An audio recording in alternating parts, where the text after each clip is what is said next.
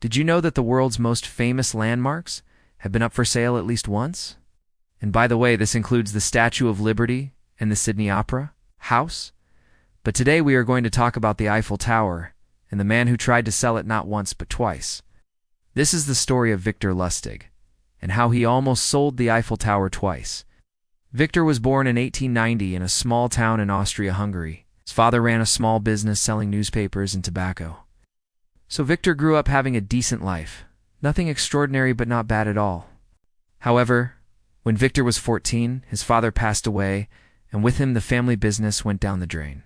Victor had to help his mother make ends meet. First he delivered telegrams and then got a job as a typesetter in a printing press. After 3 years working at the printing press, Victor decided to join the army. Enlisted as a soldier in World War I, however, he didn't like the military, so he deserted one day and headed to Paris. When he got to Paris, Victor had no money and no place to go, so he began sleeping in the streets. Soon, he realized he needed a new plan if he wanted to survive. So he started pickpocketing people in the metro. Got pretty good at it too. One day, Victor met a guy named Gustav, who became his mentor and taught him more sophisticated ways of scamming people. Victor would often brag to Gustav about how he hated his current life and wished he could do something great. Well, Gustav was listening and had a plan that he believed was perfect for Victor. However, it required a lot of work and preparation. Victor was ready to try anything, so he agreed. Gustav's plan involved targeting wealthy people who owned large businesses.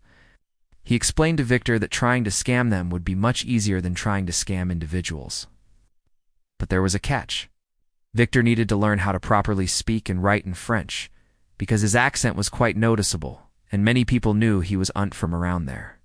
Victor spent several months taking French classes until Gustav was satisfied with his skills. When the time came, Victor would break into the offices of a company in the middle of the night, steal important documents, take them to a secluded place during the day, and type out fake letters using the original company letterhead, and then send these letters to the company's clients and suppliers.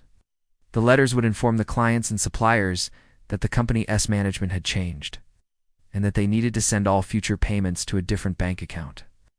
It might seem easy today, but back in the 1920s, computers were non-existent, and it took a lot of skill and practice to forge a company's letterhead perfectly. Victor was very smart and had an eye for detail, so it didn't take him long to master this technique. For several years, Victor and Gustav executed this plan and made a decent amount of money. However, during the Great Depression, companies became more cautious and stopped sending important documents outside of their locked offices.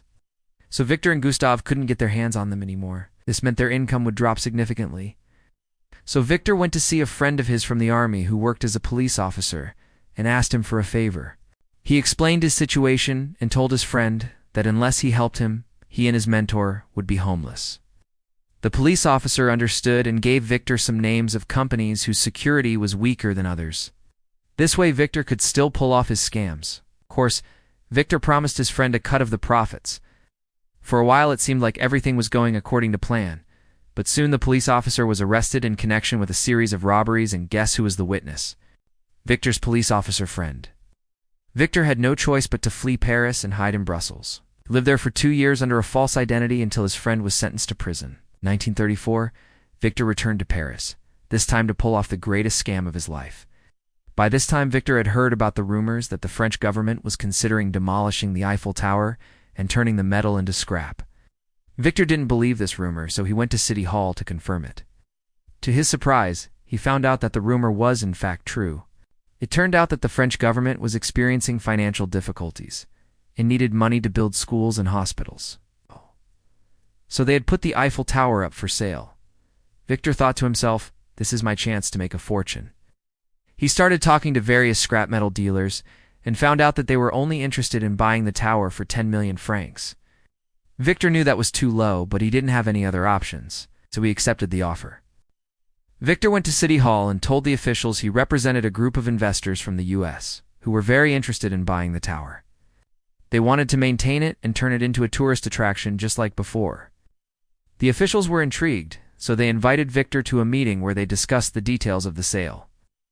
Victor said that his American investors were willing to pay more than the scrap value, but he needed time to return to the US and consult with them. The officials agreed to wait. While Victor was preparing to leave, one of the officials leaned towards him and whispered, If you can bring those investors here in a week, the deal is yours." Victor nodded in agreement and bought a ticket for the next day. However, when he arrived at the airport, he learned that a storm had destroyed the cables of the suspension bridge, which meant he wouldn't be able to board the ship. Victor panicked. He had less than 24 hours to come up with a plan B. He calmed himself down and thought, maybe I don't even need to go to the US. Maybe I can do this myself. Victor was a clever guy. He remembered the officials telling him that the only reason they wanted to sell the tower was because they didn't have enough money to maintain it. So he came up with a plan, wrote a letter to the mayor of Paris, and offered to buy the tower for 20 million francs. He also offered to take over all maintenance costs for the next 10 years. The mayor was surprised by Victor's offer, but he replied that although it was tempting, they had already accepted another offer for 10 million francs. Victor wasn't giving up, though, so he went to see the director of the company that bought the tower. He explained his offer to the director and said that if he backed out, he, Victor, would pay him the full 20 million francs. The director liked the idea, but he said that he couldn't back out because his investors were already expecting to make a profit. So Victor offered to partner up with him and share the profits. The director agreed. The next day, Victor went to City Hall and paid the city 5 million francs as a guarantee that he was serious about buying the tower. However, the officials told him that unfortunately, the other company had already transferred the funds. Victor was devastated. He couldn't believe it. All this time and effort for nothing. But then the officials told him, you did say you were willing to pay more than the scrap value, right? Victor was confused and asked what did they mean. One of the officials said, "We never said you were buying the tower. We said you were buying the scrap metal." The officials explained that they had set the price of the scrap at 10 million francs, and whatever was above that would be considered a donation to the city. Victor's jaw dropped. He couldn't believe he had almost sold the Eiffel Tower. He tried to argue, but it was too late. The officials were ready to start dismantling the tower. Victor wasn't going to let this happen, so he did something unexpected. He pulled out a briefcase full of cash and laid it on the table. He told the officials that the money in the briefcase was part of the 15 million francs he owed the company that bought the scrap. In addition, he said he was willing to give the officials an additional 5 million francs if they allowed him to keep the tower. The officials couldn't believe their ears. Was this guy for real? They looked at each other and agreed. And that's how Victor Lustig almost sold the Eiffel Tower twice. After the incident, Victor continued his criminal career until he was eventually caught and sentenced to 15 years in prison. However, he was released early due to good behavior and died in 1947. Now here's a question for you. Would you sell the Eiffel Tower if you had the chance? Let us know your thoughts. And thank you for watching.